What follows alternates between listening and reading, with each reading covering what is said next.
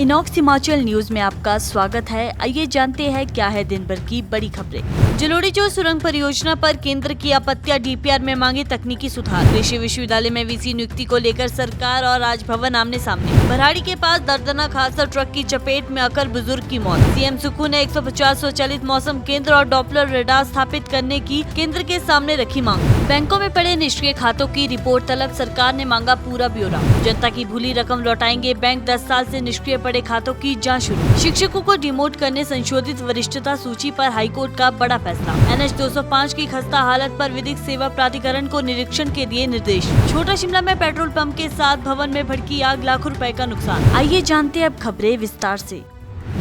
हिमाचल प्रदेश की बहुप्रतीक्षित जलोड़ी जोत सुरंग परियोजना पर केंद्रीय सड़क परिवहन एवं राजमार्ग मंत्रालय ने डीपीआर की समीक्षा में कुछ तकनीकी आपत्तियां उठाई है। मंत्रालय ने सुरंग के भीतर भूस्खलन नियंत्रण, ढलान प्रबंधन और बिजली कट पर वैकल्पिक रोशनी की व्यवस्था से जुड़े बिंदुओं पर स्पष्ट समाधान मांगा है। इसी के साथ केंद्र ने डीपीआर फाइल करने वाली अल्टीनोक कंसल्टिंग इंजीनियरिंग कंपनी को निर्देश दिए है कि सभी तकनीकी खामियां दुरुस्त कर 1 सप्ताह के भीतर संशोधित डीपीआर फिर से सौंपे।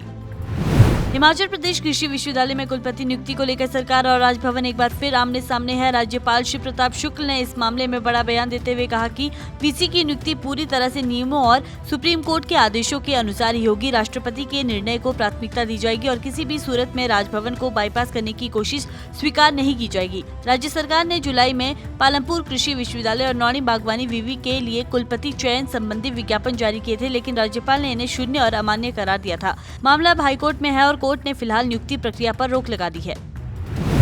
शिमला मटौर नेशनल हाईवे 103 पर भराड़ी के पास डंगार चौक के निकट 29 अक्टूबर सुबह एक दर्दनाक सड़क हादसा हुआ, जिसमें ट्रक के चपेट में आकर 70 वर्षीय बुजुर्ग हेमराज की मौके पर ही मौत हो गई। हेमराज किसी काम से स्कूटी पर जा रहे थे कि अचानक एक ट्रक ने उन्हें डंगार के पास टक्कर मार दी। टक्कर इतनी जबरदस्त थी कि मृतक की घटनास्थल पर ही मौत हो गई। स्थानीय लोगों ने तुरंत इसकी सूचना भराड़ी पुलिस को दी। पुलिस टीम ने मौके पर पहुंचकर स्थिति को संभाला और शव को अपने कब्जे में लेकर पोस्टमार्टम के लिए भेज दिया है। वाहन चालक ट्रक को वहीं छोड़कर फरार हो गया है। पुलिस ने उसके खिलाफ मुकदमा दर्ज कर आगामी कार्रवाई जारी कर दी है। हिमाचल प्रदेश के मुख्यमंत्री सुखविंदर सिंह सुक्खू ने दिल्ली में केंद्रीय विज्ञान एवं प्रौद्योगिकी और पृथ्वी विज्ञान राज्य मंत्री डॉक्टर जितेंद्र सिंह से मुलाकात की। इस दौरान सीएम ने हिमाचल में करीब 150 स्वचालित मौसम केंद्र स्थापित करने, किन्नौर में डॉपलर वेदर रेडार लगाने, कांगड़ा हमीरपुर भूकंप जोन में सिस्मिक प्रयोगशाला और डेटा विश्लेषण केंद्र की स्थापना करने की मांग रखी है। साथ ही ऊंचाई वाले क्षेत्रों में 2 अतिरिक्त वायु गुणवत्ता निगरानी प्रणाली और शैडो जोन में कॉम्पैक्ट रेडार की जरूरत बताई है।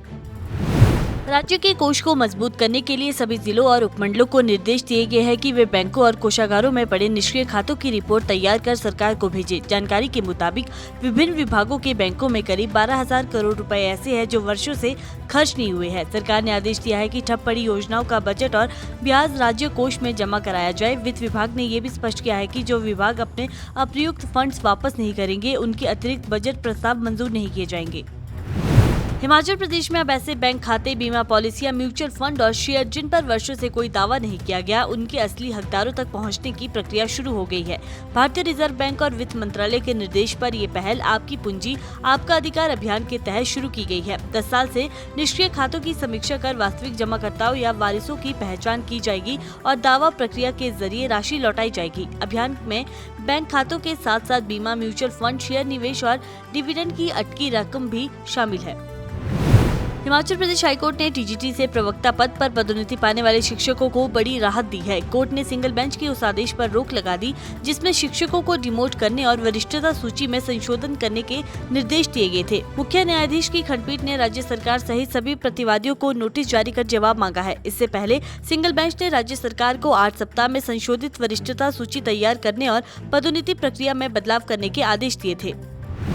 हिमाचल प्रदेश हाईकोर्ट ने राष्ट्रीय राजमार्ग 205 की खस्ता हालत पर सख्त रुख अपनाते हुए सोलन और बिलासपुर जिला विधिक सेवा प्राधिकरण के सचिवों को सड़क का निरीक्षण कर रिपोर्ट पेश करने का निर्देश दिया है। कोर्ट ने आदेश दिया है कि रिपोर्ट में तस्वीरें भी शामिल की जाए और ये बताया जाए कि क्या सड़क पर जलधारा बहने के कारण मार्ग क्षतिग्रस्त हो रहा है। अदालत ने शिमला से दारलाघाट और बिलासपुर के बीच सड़क की खराब हालत पर चिंता जताई है और प्रोजेक्ट इम्प्लीमेंटेशन यूनिट शिमला को अगली सुनवाई से पहले हल्फनामा दाखिल करने को कहा है।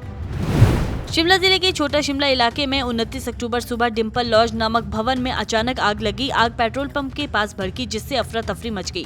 सूचना मिलते ही दमकल विभाग की टीम मौके पर पहुंची और आग पर काबू पाने में जुट गई।